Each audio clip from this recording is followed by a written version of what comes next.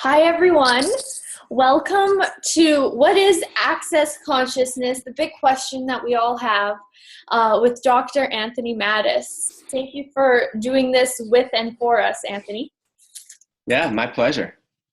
And today I want to, so basically it's a big question. What the heck is access consciousness? And there's not a whole lot of there's a whole lot of preliminary info about what access is, and it's a really big question.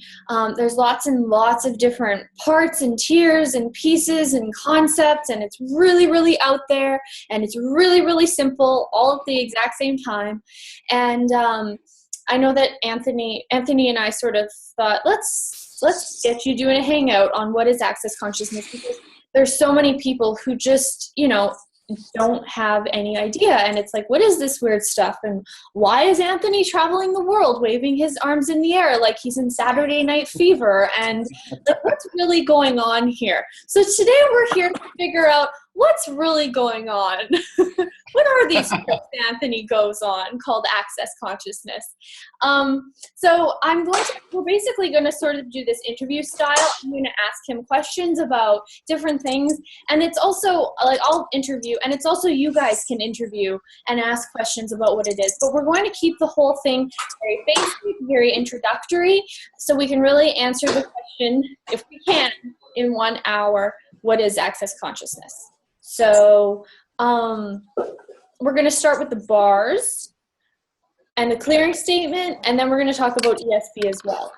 So welcome, everyone. And Anthony, maybe you could start by just saying hi and just kind of giving people your background and just who you are. And then we can talk about how you got into access after that. Okay, awesome.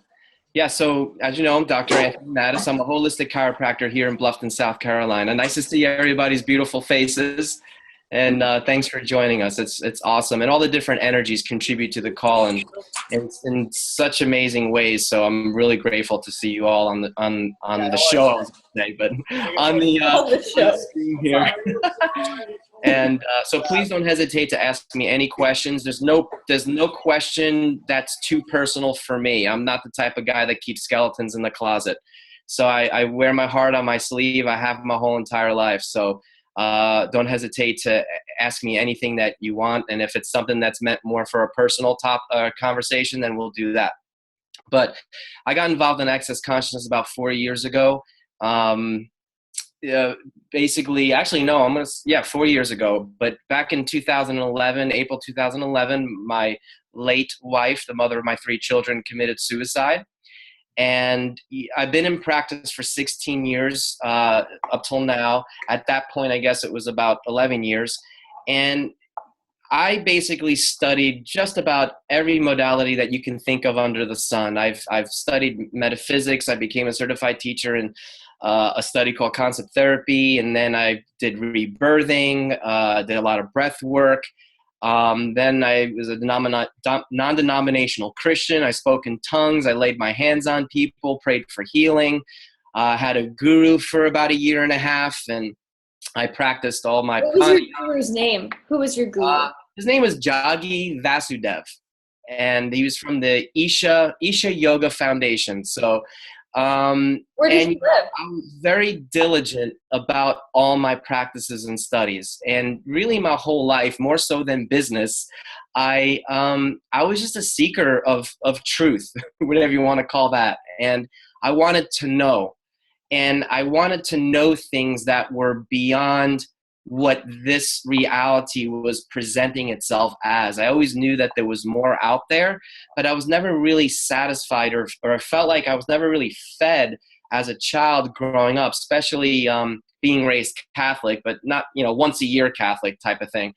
But there was always this burning desire to know God, if you will, to know consciousness, to know universal intelligence, whatever. So anyway, by the time I had met my wife, and we were together for about 10 years, and she lost her battle to manic depression, also known as bipolar disorder. And when she took her life, it literally left me on my knees, praying to God, because I had, that's who I had been talking to all that time. And like, why? Why didn't any of these tools work? I mean, they would work for a little while, but they obviously didn't work enough to at least give her hope to hang on a little bit longer. She had done so well for so long, and so when she started getting sick again, it was really came as a shock to me. But during that time, I'm like, okay, this is something we just need to deal with. Let's deal with it. But for some reason, she lost hope. She was very ashamed, and she believed that the children and I would be better off without her, so she decided to leave. And then about 9 months after her passing, as I was going through the grieving of the loss, I received an email, because I get a lot of different emails for a lot of different modalities and whatnot. And there was an email about the bars that Blossom Benedict was doing, and it was January of 2012. So I learned that it was a hands-on technique. And so as a chiropractor, and I work with my hands, I'm like, well, let's see what this is about. So let's start there. So basically, let's go kind of through your timeline of who is Dr. Mattis. But you grew up in New Jersey. Your dad was a Wall Streeter. You didn't want to be a Wall Streeter, and you kind of, from there, you became a chiropractor, and you've been on this seeking path, like as a young man from a very young age. And when your wife, I'm just trying to recap here, when your wife passed, you kind of looked at like what else is possible, and like all these other paths didn't get you or her where you were able to go, and then this modality showed up that has been different than the other one. Well, no one, basically my whole life I'd always felt like I was working against the wind, or I was like always trudging in mud. Ever since I was a little kid, I was always told that I was not as smart as my peers, and so I was put in special ed classes growing up, and I would have conversations with my father, and he would remind me of the movie The Titanic or the Poseidon Adventure, and he says, if the rest of your class is here, he's like, you're sinking like the boat. So, I was always made to feel that I wasn't average, that I was dumber than, and weaker than, smaller than, and so my mom's aspirations for me was to drive a truck for a living, which is not a bad way to make a living, but that's not what I had in mind. And so life was hard for me for a very, very, very long time, probably most of my life. And so I did not want to work on Wall Street, but at the same time, my grades weren't good enough to go away to college. So I was like, what the hell am I going to do with my life? And, I spent most of my life going to therapy, seeking all these different studies, because I had issues that needed to be resolved. Right. And I had a lot of low self-esteem. I was very insecure. And so when you spend your whole life being told you're dumber than everybody else, it's hard to aspire to something greater than maybe what this reality says all you can do or be. And so that's why I did a lot of these techniques, not only because I wanted to know higher truths, but I really needed to break through these things that were energetically holding me back, because I knew there was something special for me in store, but I couldn't quite get there. And like one thing that you're describing is something that a lot of people who are doing spirituality or different types of religion or access consciousness is like this thirst that like the way that everything looks around you isn't real. There has to be something greater than this. Yeah. And, in a lot of those other modalities, they do make those promises, but for whatever reason, they did not get me to where I knew was possible. Life was still a struggle, and it was still a battle. Right. I wasn't creating financially for my family. I mean, even after my wife passed, I wasn't just dealing with the grieving of the loss of my wife. I needed to really look at my life and look at it and say, you know what? I've been working my ass off just for mediocrity. And that wasn't what I had in mind. And, mediocrity wasn't acceptable for me. And it's like, why am I trying so hard just to get to mediocrity? There's something wrong here. And so when I discovered Access, it wasn't really about, I kind of rolled my eyes, to be honest with you, because by that point I had tried so many modalities and nothing really worked. And I put my family in a lot of debt because I put all those classes on credit cards. So when Access came along, I was in such deep despair, not only with the loss of my wife, but like just because life wasn't working out for me on any level. Right. On any level. So And back to the bars, like so you heard the thing with Blossom Benedict and basically, Anthony, like, what are the bars? Because that's the first tool of this modality called Access Consciousness.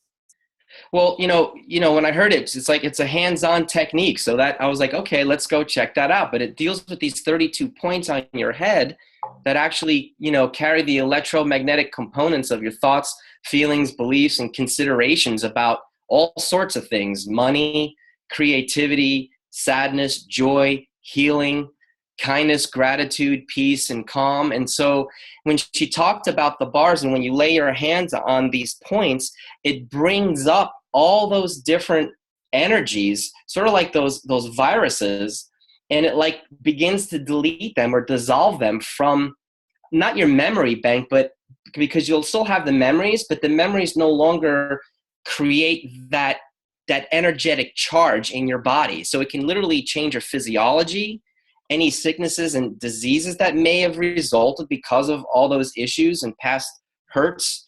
But not just that, but that's like a side effect, but also it gives you the space to begin to create your life. Because so many of us have gone to those motivational seminars, right? Tony Robbins or whatever. You can do it. But by the time the weekend was over and Wednesday showed up, we were back down in the pit, right? And so what was great about the bars was it began to dissolve those limitations that are unseen. Right. Because I had turned over every rock to look at all my issues. And I'd finally gotten to the point where I was like, you know what? There's nothing left for me to know cognitively about my stuff. Okay? So whatever's holding me back, it's not because of lack of motivation. It's not because of unwillingness to look at something. Right. It was simply something that was unseen. Right. And in the bars, we talk about, especially in the clearing statement, which we talk about those nucleated spheres. A lot of times we try to deal with issues like in layers, which certain issues could be layers, but other issues are like what they call nucleated spheres. So it's like you get to these energetic issues that are unseen, and the bars actually begin to dissolve it so that all of a sudden you actually have more space in your world so you can begin to choose what you know is possible. Whereas before, you have these like innate self-sabotaging mechanisms that are built in place. Right. So basically, the bars, by touching these points on the head, it's like a almost like an exhale of the body, like a because different things are being erased and acknowledged. It's like cleaning up the computer. It's like cleaning up the program, and so that the program has more space to function and could run better and smoother. And what I love about it is you don't even have to know what it's clearing out. And what I've learned over now, keep in mind, when I first started the bars and I heard that telecall, all right, I literally rolled my eyes. I'm like, okay, I heard about the clearing statement. It sounded like a bunch of mumbo jumbo. And I'm like, sounded like witchcraft and all that stuff. And I'm like, okay, this is ridiculous. But I'm like, you know what? Because it's a hands-on modality, something kept pulling me energetically to take my two sons, who were 10 and 8 at the time, throw them in the car, and let's go at least learn the hands-on part, right? Because I was like, I'm not interested in the verbal processing. I'm just going to learn the hands-on part. And when I showed up to our first bars class, we were kind of lucky because we were the only ones who showed up. So we had all the special attention. And I watched how the bars affected my boys. My first time, I didn't notice a darn thing because I had so many questions, I wasn't receiving. See, the bars is also about receiving, which is a very difficult thing that we have in this reality. None of us like to receive, right? We're all taught it's better to give than to receive. Right, because if you receive too much, it means you're greedy. Right. And so the bars is about receiving, and I watched how therapeutic it was for the boys. So in my mind at the time, I'm like, you know what? Well, if it doesn't help me, I know it'll help the children. Right. Like I literally had the point of view that it may be too late for me because I've tried so many modalities.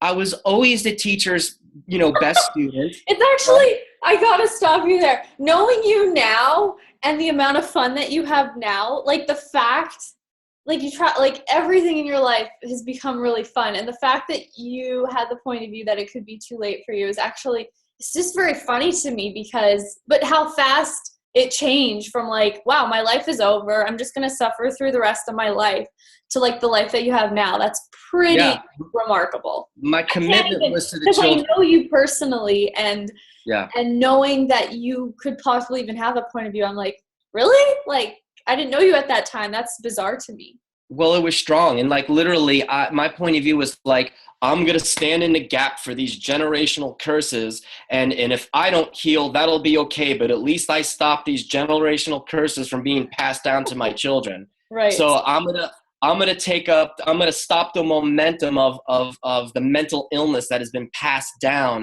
Right.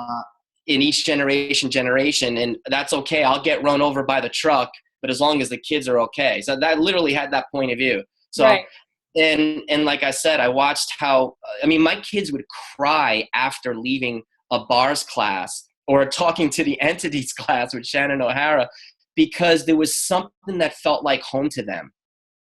And they were like, Dad, you got to get to the next class. We got to go to the next class, Dad. Come on. And I'm like, no. We have to do other things first. I'm going to go be a facilitator in this other thing. We'll do that. No, Dad, please. This is it. This is the stuff. So my 8-year-old son was telling me I needed to move forward with Access, where right. I was actually resisting it. And right. here's the cool thing about Access. And I know we haven't got into what Access is, but we're trying to give a background. With all the other modalities, I jumped in all the way, and I was like balls to the wall, as we say it. But with Access, I was like, well, I don't know. It costs a lot of money to do. I don't really have the money. So I just started dipping my toes in the water. And even with the bad attitude that I had, the results were like this. I got more results with the bad attitude and just doing a little bit than I did going full force with the other stuff that right. I did. Right. So I couldn't deny the fact that these tools were working. So so I started getting the bars, and it was like my very 5th bars treatment, where it was interesting. This gentleman who worked on me, I totally judged him the minute he walked in the door. I'm like, what's this guy doing here? He's not open to consciousness. He's totally judgmental. But I knew in the back of my mind that I need to get a session from him because I was judging the crap out of him, right? That guy didn't know what the heck he was doing. That's what's beautiful about the bars. You don't even have to know what you're doing. His hands were in my ears. His fingers were up my nose. And then the facilitator would come and she would reposition his hands. But once she got his hands where they needed to be, I was like, oh my God. I thought I was going to vomit from that particular session. And that's when it hit me, when I was like, there is something fundamentally profound about this work. I don't know what it is. I don't know what's happening, but this is going to change my life. And that was only 11 months after my late wife had died. And literally the next day, I woke up and I felt like I had a brand new brain. I was whistling with joy. That's pretty different from just touching the head. So how long does a bar session last for? Well, the bars is really about following the energy, but, a decent session is about an hour and 15 minutes, but you could run someone's bars to 3 to 6 hours, depending on, the person, if you're truly following the energy. But, a decent session is about 1 hour and 15 minutes, an hour and a half. And you could do, I'm sorry. You could do quick sessions where you just like run your hand on just a few different points and stuff like that. Like kindness, gratitude, peace, and calm. My son was having a panic attack, right? About 3 months into me knowing the bars. And I was like, he was panting. And I'm like, son, you need to lay down and let me do the bars. He's like, no, let's just watch TV. And I'm like, the reason why we're doing this is so we don't have to go through the same stuff your mom did. Right. And so I kind of forced them. So I said, well, put on your favorite movie. And, so literally within 20 minutes, he fell asleep in my arms or in my hands while I was running his bars. And to me, that was worth everything. If that can calm him down and take him out of a state of panic or paranoia, I'm like, I'm going back no matter what. And so I've just seen people's lives change just from the bars. So it's 1 hour. I want to kind of get people a really good description of like what exactly it is. So is Well, it a strong pressure on the head? Is it a light touch? Is it reflexology? everybody likes it differently, but as far as the amount of pressure you really want to apply is like about the pressure that if you were to like put your finger on someone's eyeball. Now, some people like it a little firmer. Some people like it maybe even a little bit off, but it is a touch technique, okay? And there is a giver and a receiver. Now, what we're finding is that the person giving is actually benefiting almost just as much as the person receiving. So, but the bars are ultimately about learning how to receive and clearing out those files that actually energetically don't serve you on any level. And I believe in my heart of hearts, I don't know what anybody's points of view are. If you have a Judeo-Christian point of view and don't believe in past lives or anything like that, even in the Bible, they talk about how the sins of the father get passed down 4 to 7 generations. So I believe that the bars will begin to eliminate anything you've inherited from your ancestors, okay? People who believe in past lives, I believe it clears out past life stuff. And I actually had a personal experience during a few sessions where I was like, I can't explain it to you, but it literally felt like things were leaving my body from other lifetimes. Right. So I know that sounds a little hokey to some of you guys. I did not believe in that sort of thing before I started Access. I was always like, it's possible, but I wasn't sure. But however you want to look at it, it clears some really deep stuff. So if I was to come to you for a session, like, what would that be like? Like, you lay down on a massage table? Yeah, you lay down on a massage table. You bring your pillow and a blanket because sometimes you might get really chilly. And I just gently place my hand on different points of your head. And, it's up to the person that's on the table if they want to talk, or they can just go to sleep. There's no right or wrong way to receive the bars. So talking while the bars are being run isn't going to ruin. You don't really want to have coffee talk, you don't want to be gossiping. You don't want to really be, bitching and complaining about stuff. Now, if you happen to be with a facilitator that knows how to do verbal processing, then the bars is a great opportunity for the person giving to facilitate the person receiving using verbal processing. Okay. So, which is another thing with Access. So let's talk about Access for a second. Wait, just one sec. We have Benoit has a question here. Okay. Quick question. When you put your hands on and you're running the bars, sometimes you feel more energy and sometimes you feel less. And does it really mean that if you feel more energy, then it's working more and it's deleting more? And if you feel less energy, then it's less working, or anything? No, not necessarily. There might be some people where you don't feel really much energy at all. And even if you run through the different dimensions and you don't really feel much of a charge, sometimes those people end up having really incredible experiences. So don't read into it. Just know that they're always working, but some will run stronger than others for sure. And it all depends on how long you've been doing it. Like forever, I could never perceive one bar called Aging Toaster. For whatever reason, I just, and really I've been doing it 40 years now, and now I'm starting to really, really perceive it. But for some people, it just runs differently than others. Okay. Good question. Good question. So basically, the bars, what you're saying is, I'm pretending I don't know what the bars are. So what you're saying is that the bars, it's basically 1 hour of touching the head. You lay down on a massage table, you kind of get covered up and cuddled, and then the person sits at your head and for an hour touches different points on the head. Exactly. Yeah, exactly. And, well, let's start with Access first. What is Access? And, really it's just a series of pragmatic tools to create your life. So is the bars part of Access, or is Access part of the bars? Well, the bars is part of Access consciousness, and it's the first place you want to start. And if that's all you ever did and learned, that itself will change your life. Great question, Julia. So let me just break this right down. So we have this modality that was created 25 years ago called Access Consciousness, correct? Right. And then, so who created Access Consciousness? Access Consciousness was created by Gary Douglas. And so he created it about 26 years ago now. And, he has a lot of very psychic and intuitive abilities, and it was one of those things, and they go into detail in the bars class about, how that showed up, but it was sort of like a download he got when his massage therapist asked him to um, um, take a look at one of his clients, and the energy read, and then, Gary got this awareness of these 32 points on the head that are literally changing people's lives so much So for the last he had the 26 years. awareness, like he channeled them, or he came up with them himself? Well, at first he channeled them, yeah. And then, and then later on, Gary's like, look, we're infinite beings. We don't need to channel anything. And so that changed over the years. But yeah, initially, yeah, it was sort of like he channeled the energy, and the awareness just popped up where these 32 points on the head showed up. And he's like, hey, here, touch these points. And then they saw the changes right away. Okay. And he started playing with those energies for a while.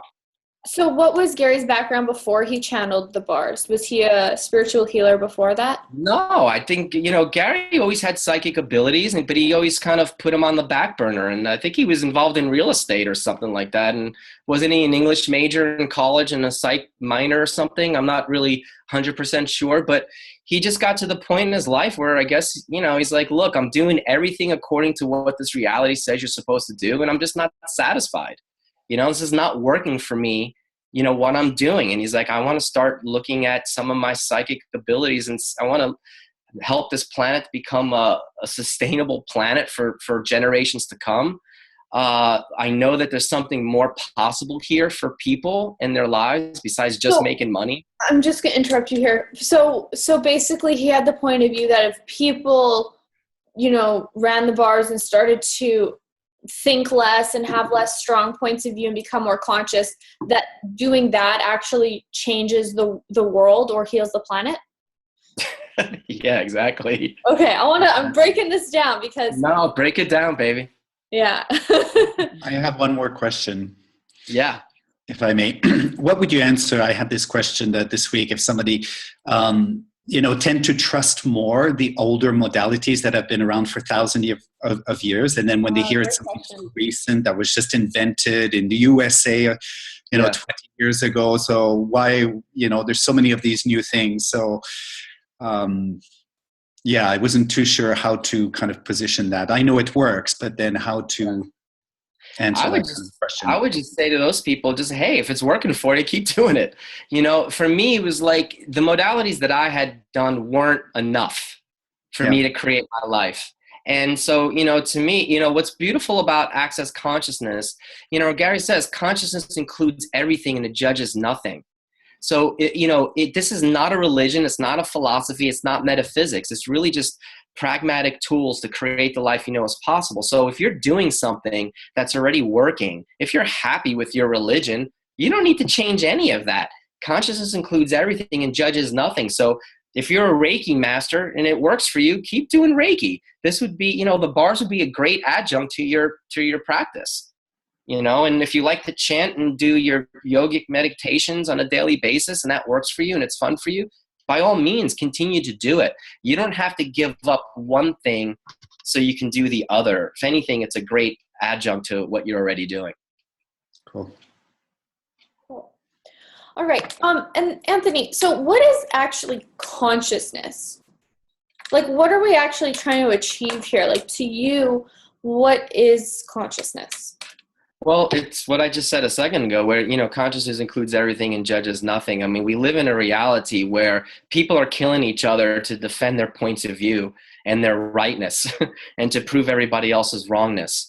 That's something fundamentally a little off about that. I mean, it's 2016 and we've been killing each other since the beginning of time just because of, all our different points of view and whatnot. But, consciousness to me also is about, creating the life that is possible for you and not living your life through the filters of everybody else's points of view about how you should be living your life. And that includes your mother, your father, your teacher, your preacher, your rabbi, whatever, your gurus. It's like, what do you know is possible? So to me, consciousness is about having more of you, but also creating a space for other people to have more of them. Right. Very cool. That's not a bad target. Well, that's something that always excited me. I mean, even as a kid, I always loved encouraging people and inspiring people because I saw everybody else's gifts and talents and capacities besides my own. And so every time I would see what people were capable of, I would always bring it to their attention and remind them over and over again how powerful they are in certain areas because they would forget. So that was something that always turned me on. And that's why I did all these different modalities, not only for my own growth, but it was something I wanted to be able to pay forward because I see a lot of sad faces on this planet. If you turn on the TV, God forbid, you turn on the news, it's just awful. And I try not to turn on the TV really ever, to be honest with you. And so there's something more that's possible for all of us. And I believe in each and every one of us, there are gifts and capacities. And unfortunately, most of us are not expressing them. Right. And so what I like to be is to facilitate people to their own greatness. And in the 16 years as a holistic chiropractor, the tools of access consciousness have been the most powerful ones that I've ever come across. And, and it's like, I know you've heard people saying other modalities, well, if I can do it, then anybody can do it. Well, that's sort of the same thing with me. It's like, listen, I was stuck. The people who know me in this area, they've seen how much of a struggle my life has been. They've seen me go on all these different endeavors of all these different modalities. A lot of times my friends would be like, what's he doing now? But now they're asking because they see that I'm actually creating the life I've always wanted to. You have results. Exactly. And what's interesting about Access is that it is the weirdest, wildest, wackiest set of modalities that I've ever come across, but they actually work. And what's beautiful is you don't have to give up anything. It's not a membership. Everything is just choice. And what I love about Gary is like, he's not a guru. He doesn't really want to be a guru. He tells everybody to be your own damn guru. That's the problem with this reality is that we're always looking to somebody else to solve our problems and to give us the answers. And what's beautiful about Access is it's not about the answer. It's really about learning what question you need to ask to create different possibilities for yourself. That's where I have a burning question. Yes, sir. If I may again. Yeah, please. So when I'm working with different people, they come up with some really tough questions like, I have so much obligations in my life. My life is stuck. What do I do? I can't have a child. I've been trying for years. What do I do? I know we're not supposed to give answers, but it's also really tricky knowing which questions to ask to kind of help them to get to the point of looking at what's going on. And maybe you have more awareness about which questions to ask. But for me, it's still something that's very difficult. And I don't want to go fishing with all kinds of questions because that doesn't feel right either. Well, yeah, there's a fine line there because sometimes people start to feel like you're intruding on their territory if you keep asking questions over and over again. But to ask them questions in a kind way and let them know, listen, I'm just trying to get the energy of the situation here so I can ask you the right question. Just let them know and just say, hey, if it's making you uncomfortable, then just say, you know what, I'm not willing to go any further, or at least not in the class setting. So just always being aware of the energy. But, I know Gary's doing an awesome telecall coming up, and I forget what the name of it is, but where he actually teaches you the art of asking the question. Oh, I would love that. What's the name of that telecall? I think you have to be a certified facilitator too. Oh, you do? Okay. So, yeah, so this is probably not the call to get into what kind of questions to ask people, you know what I mean, while you're facilitating. No, I'm sure. But there's nothing wrong. I know when I facilitated someone though, they were so stuck in their story. And the more questions I kept asking, I can tell they had gotten to the point where they weren't willing to look any further. And so you have to have the awareness to stop at that point.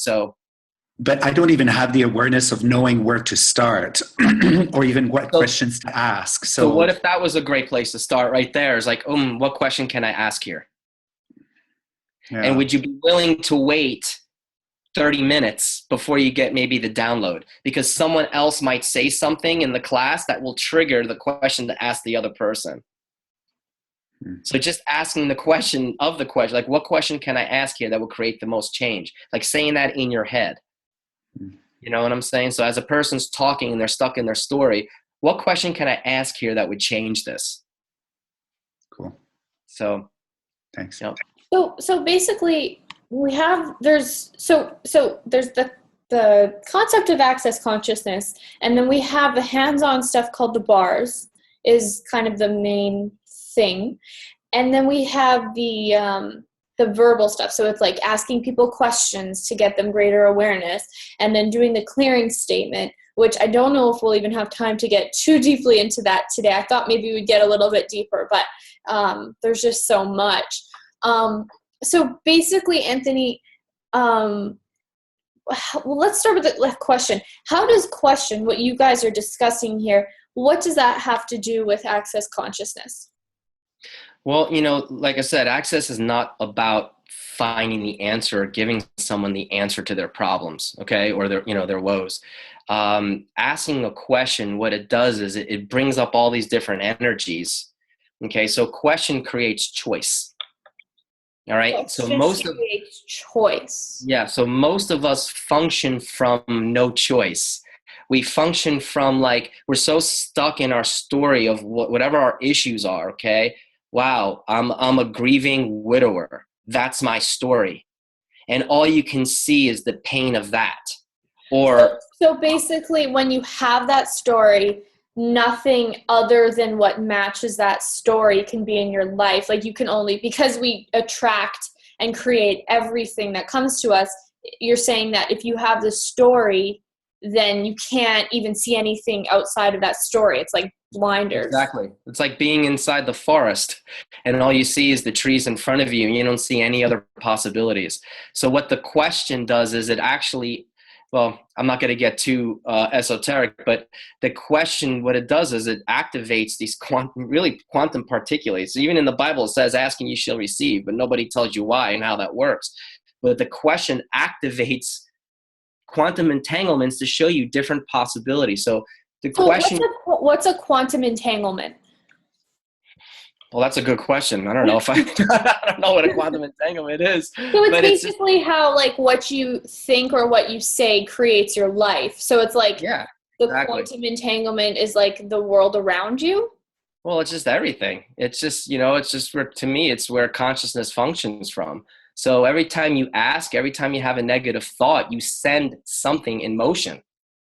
So it moves around sort of the way that the universe is entangled so that things come to you into your life. Exactly. So you can say things and do things and you can activate and bring crap into your life, or and you can say things and or ask questions that actually create choice. And when you have more choice, choice ultimately creates greater awareness, right? And then when you have more awareness, then you have more possibilities. And that's the space that we try to get people to, especially when they're stuck in their story. We try to get them to see that there's actually more possible than what it is that they're actually caught up in. So there's like an art to all of it. And so when you do ask the question, it activates these quantum entanglements so that literally the universe can show you something else that's possible. Oh, okay. So if you have the story, then the universe can't show you what else is possible. You just keep getting the same thing that you keep reinforcing the same story. But if you ask a question, it's like the universe will sort of start to like conspire to bring you something different than if you just went, this is my story. And the part that's magical about all of it is you never know how it's going to show up. You never know what doorway it's going to come through. And that's the key to all of it. If you can just let go of the how, it opens you up to multiple possibilities and you really start to function from a place of choice as opposed to victim. Right. Yeah. And how many people are just, they don't even realize it, but they just totally have decided that they're victims to life rather than realizing that they create it every day by what they think and whether they ask questions, or most people ask no questions. So their lives can't get any better. Yep. Exactly. Cool. And what's beautiful about the, you know, the clearing statement is So if you're running someone's bars, or if you're just doing one-on-one facilitation, like right now, for example, someone says, hey, I have this issue in my life, what can I do about it? I'm not to give the advice. My job is to find the questions to ask, so it creates greater awareness in their world. And so Right. beautiful. And that's where the clearing statement comes in. The clearing statement is something that follows the question. Okay. And if you're all interested in the clearing statement, you can go to www.theclearingstatement.com, because it is really long to explain. You don't have to understand even what it means. We can almost have our own call on what is the clearing statement. That's a No whole hour kidding. in itself. You don't have to know what it means for it to work. But the clearing statement is designed to bring up the different energies of where the different issues in your life where you're basically unconscious. So is that like you were talking about how like you have the story? It's like the story Right. has So, an energy and the clearing statement wipes out the story, sort of? well, kind of, yeah, because what happens is, so for anything not to be working out in your life, if you're not receiving the amount of money that you want to receive, if you're not in the relationship you want to be in, if you're not having the kind of sex you'd like to be having, or the health, there's a place of unconsciousness that you're functioning from. It Right. doesn't mean you're stupid or anything like that. It just means that the energy behind it is created such a barrier to you actually gaining any awareness to see what else is possible. So the clearing statement is literally designed to dissolve or break through those areas of unconsciousness. And then when those areas of unconsciousness are dissolving, then you could actually see that you actually have another choice Right. in the matter, or there's something else that's possible. So like I said, 11 months after the bars, because there was a lot of verbal facilitation going on, I woke up very happy the next day. And it was only 11 months. Now, this reality says in some cultures have you mourn the loss of a loved one for like a month. You're supposed to wear black or something, right? So I actually felt guilty that I had joy in my world. And so those voices start creeping back in. You're not supposed to be this happy. It's only been 11 months after your wife passed. But what the process did is it began to create space for me to see, hey, I can have a happy life. Right. Yes. Did I go through something that was tragic? Yeah, I sure did. Am I also grieving for my children as well as grieving my own loss? Yeah, I am. But you know what? There's something else that's possible and greater. And that's what I try to encourage. Now, before Access, I didn't know. I thought my life was basically going to be about me cleaning up the mess of the suicide, all my life. And now I can honestly say I'm creating my life, and it's very magical. And a lot of things are showing up with ease. Whereas before I would fight and fight and fight to have things show up, and sometimes not even show up at all. Right. And how long did it take for you to get to that point, though, of now it's been 4 years, and was that really quite quick, or? No, Benoit, that's an interesting thing, because you have to, there were always these little major things that would show up along the way. At that time when I was in it, though, I didn't necessarily acknowledge it. So I can say, oh, it took 3.5, 4 years, but that's actually a lie. There were major things that would show up that created like an explosion in my world. So I'm able to look back retrospectively and say, that was a turning point. That was a turning point. That was a turning point. So my 5th bar session was a huge turning point. Okay. Several months later, when I thought about quitting Access, this woman from Poland asked me to be a host for Foundation Level 1.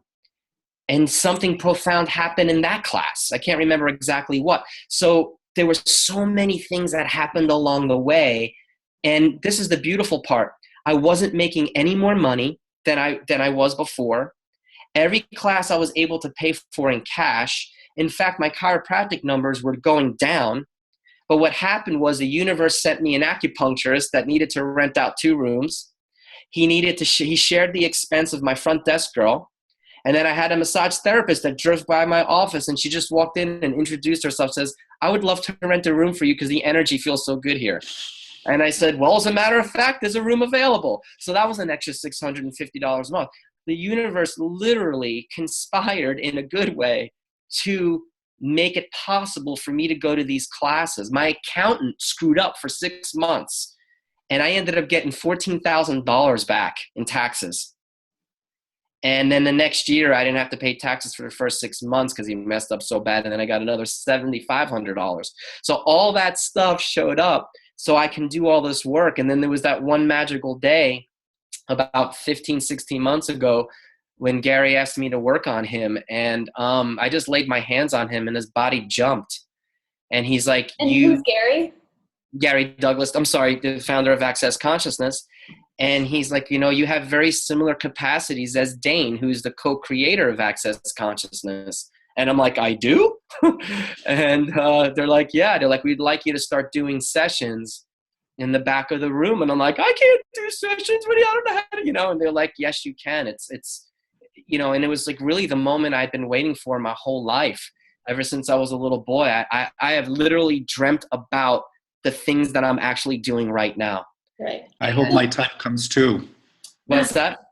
I hope my time comes too. Yeah, well, it will. And you just have to keep, Gary says, never give up, never give in, never quit. And that's basically, it's really true. Because your story, I could change it with my name and it would be very similar, except I'm a bit probably where you were 4 years ago, and things are shifting, but it's, yeah, they are. I just, would like to know that it will really shift a lot more, because I know that my life could be like so much more than it is. And I'm tired of the crap. I'm tired of being small. I'm tired of being invisible.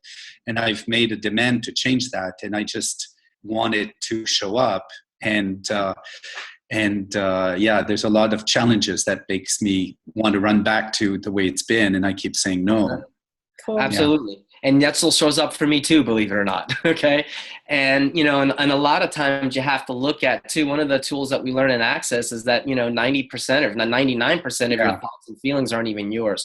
So you have to really use those verbal tools when those things show up for you, the more you begin to choose for you, because you will have, there will be attacks, if you will. So when you start to feel like you're making progress, there will be attacks along the way. And that's where the tools are really, really important. And you literally have to become like a walking, talking meditation with the verbal tools that you learn in Access Consciousness. And, but all I can say is even the great things that are showing up, even if they're that big, would you be willing to acknowledge them? Because every time you acknowledge them, you actually activate those quantum entanglements even more. They're like, oh, he's had gratitude. Let me send him more things to be grateful for. And I know it sounds hokey, but it really does work, almost like waving a magic wand. I mean, something was showing up for me in Italy not too long ago, and I looked at Julia and I'm like, I'm in shock. She goes, why? You're in shock because your life is basically being handed to you on a silver platter? And I'm like, and I almost threw up, And then I probably found like 15 ways to like sabotage it inside my own insanity, because it's been there, God knows, forever. But that insanity is not even mine. A lot of that is like maybe my mom's points of view about how things can only be good for too long, and then something's going to come along and, destroy it all. Someone in the chat here is saying, Benoit, you are awesome. And you're in Georgia. Who does all that shit belong to? Yeah. Thank you. Keep going, man. And just, you need to move to like Atlanta, Georgia, and you'll be a little happier. A different Georgia. No. Thank you. Just keep going. That's all I have to say, And can I just interject one thing with the years that I've been doing this? Please. Is it takes time. Like it's like you're making the choices, and it's like the future will show up, and there is a time lapse. Yeah. And the more that you keep walking forward and be like, wow, it's not showing up, but that's okay. I know it's going to show up. And if you don't go back to like the convulsing in the corner, there's a bit of a time lapse, but it will. And if you thank you both. You're awesome. And if you can get rid of the point of view of exactly what you want to show up to, then that actually opens up to not only maybe what you want to show up, but actually even something that's more expansive too. It's the same like you. I just want it. I just know it has to be more and bigger. And yeah, anyhow, I'll stop here. But yeah, thank you for that. No, that's great. That's awesome. There was something I was going to say, but I forgot. But yeah, I remember 2 years ago, or a year and a half ago at Facilitators, it was like, What's facilitators? well, you become a certified facilitator in Access Consciousness after you become a bars facilitator, and that's where you're able to teach the foundation class and teach people some of the, do the verbal clearings and whatnot. But at that class, up until that point, the classes were about me getting through my drama and trauma. And on the third day of that class, I had this like, oh wow moment where it shifted from my drama and trauma to the actual power and the magic that these tools actually have and can create. And I wept the whole day, not from sadness, but I wept the whole day. It was literally tears of gratitude. And then I went, oh my God, it's time for me to now jump in with both feet. And that was 2.5 years that since I had started Access, I was finally ready to jump in with both feet, because it went from this is to help me with my issues to there's magic in this work. And I'm in a position where I can facilitate somebody else to their own magic in their life, and their own greatness. And that was one of the greatest awarenesses I had since I had started Access. And it changed my whole point of view of why I was actually doing the work. Thank you. Cool. Very cool. So we only have a couple minutes left. And so basically, there's a lot. We didn't get to parts 2 and 3. What is the clearing statement and what is ESB? But maybe those are the clearing statement's fine. The clearing statement I kind of went over. I'm not going to get into the details of that. People could read that. I'm not a detailed kind of guy anyway. And that's the beautiful part about it, is because it works. And I do want to say about the clearing statement, when you guys do look it up, and some of you who haven't even done anything with Access who do look it up, I resisted the clearing statement. I did not want to do it. I did not want to say it. I was not interested in the verbal processes. I resisted it big time. And again, it was one of those big ahas along the way when I'm like, oh my God, these verbal clearing tools will literally change things as well as the hands-on stuff. And then I was like, I got to do it because I'm just tired of suffering. I'm tired of suffering. And when you get tired of suffering and you've done just about everything, you're willing to try anything. And it worked. And it was like, oh my God, things started changing on the spot. And so the clearing statement was very, very powerful. And do we have a second to talk about ESB too? Because that was another thing that changed my life, Yeah. With Access, you guys, there are a gazillion tools. It's like walking into a library and you have all these different books to choose from. And that's kind of like what it is with Access Consciousness and the tools. There's the hands-on tools, there's the bars, there's these over 60 different body processes, there's the verbal clearings, and then there's the energetic synthesis of being, which is a technique that was created by Dr. Dane here, the co-creator of Access Consciousness. Now, keep in mind, for those of you who don't know anything about Access, Dr. Dane was suicidal 16 years ago. And that's what piqued my interest to look at Access, because my late wife committed suicide. And after one bar session, he woke up the next day and he said, it was the first time I didn't think about taking my life in a long, long, long, long time. So that piqued my interest. Now, does that happen for everybody? No, not on the first one, but it happened for him. And now he's the co-creator of Access Consciousness. And it's like in over 170 something countries now, and maybe even more. But he created the energetic synthesis of being, ESB. And if you go to my website, it'll also say symphony sessions as well. And that's actually where you actually learn how to do it. But that's another process. That's a hands-on and hands-off procedure where you're literally playing with the molecules of someone's being. And before we start every session, you ask the person, if there's anything you can get out of this session, what would it be?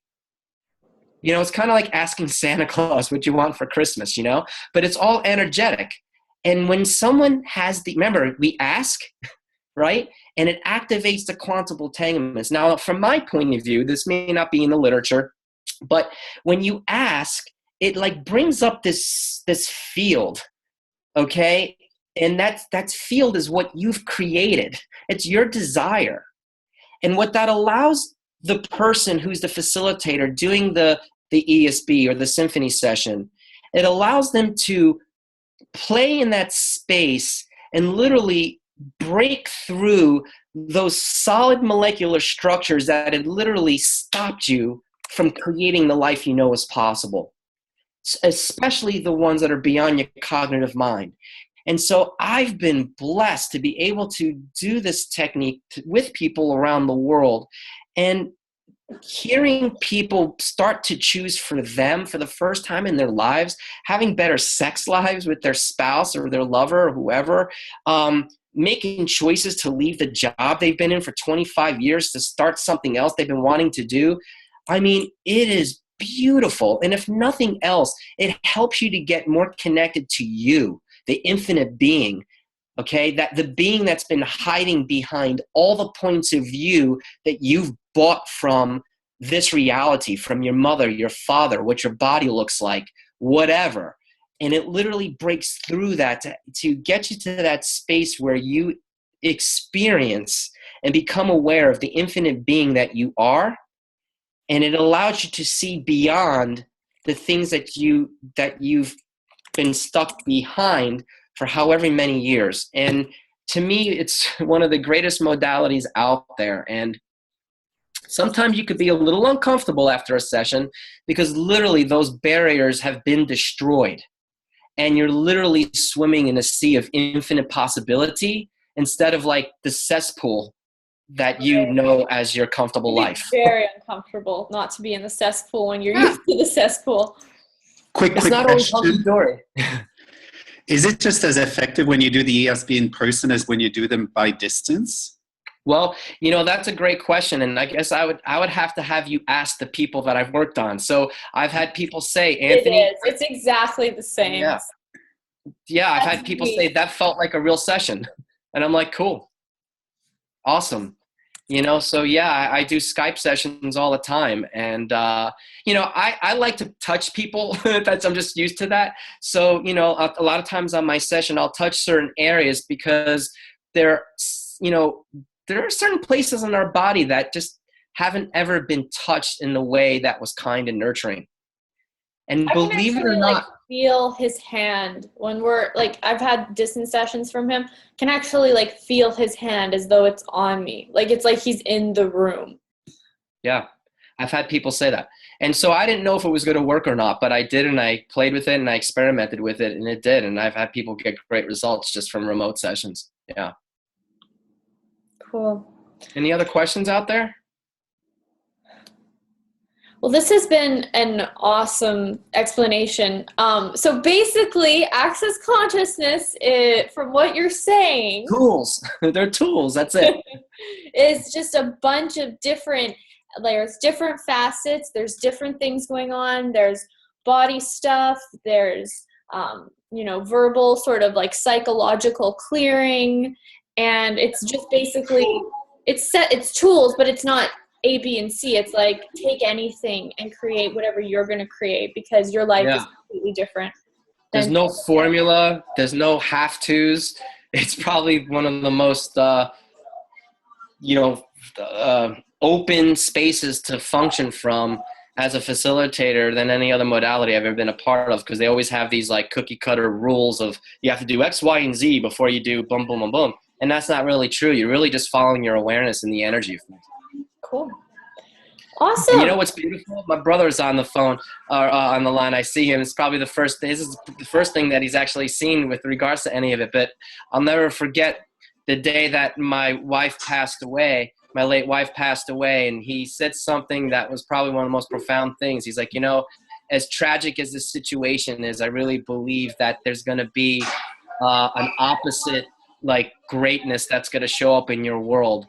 And I can honestly say that I texted him not long ago and I said, remember what you said to me that day? And I said, all of that is beginning to show up. Literally, all my dreams are coming true. So I thank you for your prophetic guidance at that time. And I certainly wasn't in a state to hear that. But That's what I do. I feel truly blessed. And I'm grateful for Gary Douglas and Dr. Dane here because these tools are incredible. They do work if you use them. And it's just really a matter of giving you guys time and being patient with yourselves along the way. Cool. So thank you, little brother. I love you. Love you too. And nice to meet you formally, Julia. Yes, you too. Hopefully it'll be in person soon. Where are you guys? Are you both in the same place right now? Like No. Are you in Canada? I'm in Vancouver right now. Yeah. Anybody have any other where questions? Are you in? I'm at Oh, home. mine wasn't good. I just want. Oh, all right. Yeah. Well, if nobody has any other questions, thank you so much, Anthony, for taking us through this. Thanks. Thank you Awesome, both. guys. Thanks for joining me. I think that this can be really widely spread, like the recording of this, so that, when anybody has the question, what is access consciousness, we can direct them to this video, and it's a 1-hour conversation about like what exactly are these tools, what is consciousness, what are the bars, what is the clearing statement, and what am I reaching for and what can it change? So thank you guys so much for being here. Thanks, Anthony. Yep, thank you guys. It was Love you. fantastic. Thank you guys. Bye. Both. Thank you. Bye, everybody.